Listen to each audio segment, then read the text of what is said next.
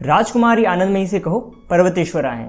दरअसल काशी जाने में होने वाली सारी तैयारियों की जिम्मेदारी शिव ने पर्वतेश्वर को दी थी और ये उनका फर्ज बनता था कि वो हर एक रॉयल पर्सन के नीड्स का ध्यान रखें। इसलिए वो आनंदमयी से भी पूछने आए थे और पूछने पे आनंदमयी उनसे कहती है कि सरयू नदी के साउथ में एक जगह है जहाँ पर प्रभु श्री राम अपने गुरु विश्वामित्र और भाई लक्ष्मण के साथ वहाँ रुके थे ताड़का का वध करने से पहले, और इसी जगह पर गुरु विश्वामित्र ने प्रभु को बल और अति बल का ज्ञान दिया था। तो आनंदमयी वहाँ पर एक छोटी सी पूजा करना चाहती थी और अपने प्रभु श्री राम के प्रति ऐसी भक्ति देखकर पर्वतेश्वर वॉज इम्प्रेस्ड।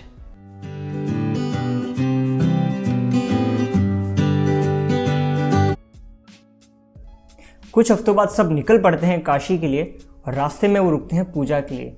और जब वो सब पूजा कर रहे होते हैं तब सती को ऐसा लगता है कि कोई उसे देख रहा है और वो इससे काफ़ी बेचैन भी हो रही होती है, बट वो इस चीज़ को ज़्यादा माइंड नहीं करती है और वो सब वहाँ से पूजा करके निकल पड़ते हैं। और जैसे ही वो रॉयल शिप्स वहाँ से निकलते हैं तब जंगल में से आता है वो हुडेड नागा, उसके पीछे उनकी क्वीन और 100 सोल्जर्स। अब जैसे शिव सूर्यवंशियों और चंद्रवंशियों का लॉर्ड था, वैसे ये हुडेड नागा उन सभी का लॉर्ड था। और वो हुडेड नागा ठीक उसी जगह पर जहाँ पर वो पूजा हुई थी वहाँ पर जाकर वो बैठ जाता है। और पहली बार उन सभी ने अपने इस लॉर्ड को इतनी कमज़ोर स्थिति में देखा था और उधर उनकी जो क्वीन थी उसे अपने राज्य भी जाना था, क्योंकि उन्होंने जो ब्रांगा के राजा के साथ वादा किया है उसे भी पूरा करना था। और तभी वो जो नागा है वो उसी चाकू को निकालता है जिस चाकू से सती ने उस पर हमला किया था और अपनी एक उंगली काट कर उस चाकू को ज़मीन में डालकर वहाँ से चला जाता है, जिसे वो क्वीन वापस ले आती है। अब शिव और सब लोग पहुँचते हैं मगध, क्योंकि शिव को वहाँ पर नरसिम्हा टेम्पल जाना था। और पूछने पे पता चलता है कि मगध और अयोध्या के जो संबंध थे वो कुछ खास नहीं थे, क्योंकि मगध जो है वो अश्वमेध यज्ञ में अयोध्या से हार गया था और उनका जो राजा था यानी किंग महेंद्र अयोध्या से आए किसी भी मेहमान पे वो भरोसा नहीं करेगा, इसलिए वो इन सब पे नज़रें बनाए रखेगा। तो शिव भागीरथ से पूछते हैं तो क्या मेरा नीलकंठ होना से कुछ फ़र्क पड़ेगा? तो इस पर भागीरथ हंसते हुए बताते हैं कि मेरे पिताजी आप पे विश्वास करते हैं, वो नीलकंठ पे विश्वास करते हैं। तो इसका मतलब है कि यहाँ का राजा आप पे बिल्कुल विश्वास नहीं करेगा, उसे कोई फर्क नहीं पड़ता आप नीलकंठ हो या नहीं। अब नागा और उसके सोल्जर्स शांति से शिवा के फ्लीट का पीछा कर रहे थे और उनकी रानी वापस अपने राज्य यानी पंचवटी जा चुकी थी और अब वो मगध में थे, इसलिए वो जंगलों के रास्ते से छुप छुप कर उनका पीछा कर रहे थे। और तभी उन्हें एक औरत की चीख सुनाई देती है और वहाँ जाकर देखने पे पता चलता है कि 2 मगध के सोल्जर्स एक औरत से उसके 6 साल के बच्चे को छीन रहे थे और ये उसका अपोज कर रही थी। तभी एक आदमी वहाँ आकर कहता है कि तुम एक बच्चा और कर सकती हो, लेकिन अभी मुझे इस बच्चे की ज़रूरत है रेस के लिए।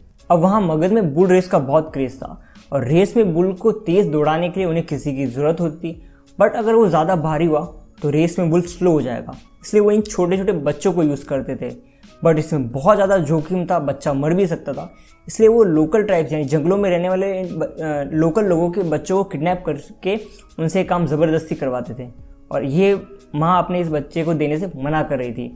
तो तभी एक सोल्जर आता है और उस माँ का एक हाथ काट देता है और ये सब उस नागा से नहीं देखा जाता है और वो उसे मारने के लिए निकल पड़ता है। वो उस सोल्जर को तो बड़ी आसानी से मार देता है, बट उस नागा को ये नहीं पता था कि पीछे उसकी पूरी सेना है और तभी एक तीर आके उस नागा को लगता है और वो वहीं गिर जाता है।